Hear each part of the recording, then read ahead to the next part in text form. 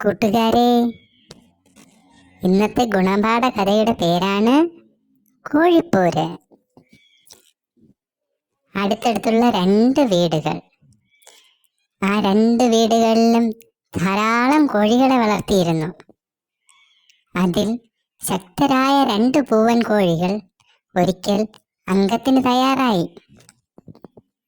ആരാണ് ശക്തനെന്ന് തീരുമാനിക്കണം. മറ്റുള്ളവരുടെ മേൽ ആധിപത്യം ഉറപ്പിക്കണം എന്നതായിരുന്നു 2 പേരുടെയും ലക്ഷ്യം.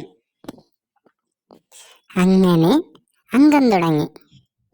കൂർത്ത കൊക്കുകളും നഖങ്ങളും എല്ലാം രക്തമംഗലമായി. സടകുടഞ്ഞും ചിറകടിച്ചും അവ പൊരുതുമ്പോൾ ആകാശം പൊടിപടലത്താൽ നിറഞ്ഞു. ആർക്കെങ്കിലും ഒടുവിൽ തോൽക്കാതെ പറ്റില്ലല്ലോ.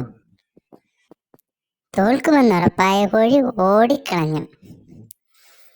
മുറിവുകളിൽ നോക്കി ലജ്ജയോടെ ആരും കാണാതിരിക്കാൻ അത് ഒരു മൂലയിൽ ചെന്നൊളിക്കുകയും ചെയ്തു. പക്ഷേ വിജയിയായ കോഴി അംഗസ്ഥലത്ത് നിന്ന് അഹങ്കാരത്തോടെ ചിറകടിച്ചു കൂകിക്കൊണ്ടിരുന്നു. തെല്ല് കഴിഞ്ഞ് താനാണ് വിജയിയെന്ന് മറ്റുള്ളവരെ ബോധ്യപ്പെടുത്താൻ അത് പുരപ്പുറത്ത് കയറി കൂകാൻ തുടങ്ങി. മുകളിൽ നിന്ന് ഒരു കഴുകൻ അത് ശ്രദ്ധിച്ചു. പുരപ്പുറത്ത് നിൽക്കുന്ന കോഴിയെ തട്ടിക്കൊണ്ടുപോവാൻ എന്ത് സൗകര്യമാണ്! നിമിഷങ്ങൾക്കുള്ളിൽ തന്നെ അത് സംഭവിച്ചു.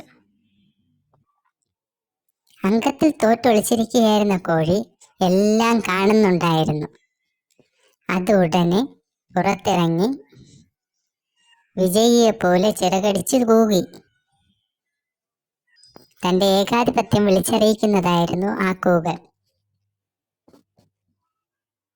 ഈ കഥയിൽ നിന്ന് നമ്മൾ എന്ത് പഠിച്ചു?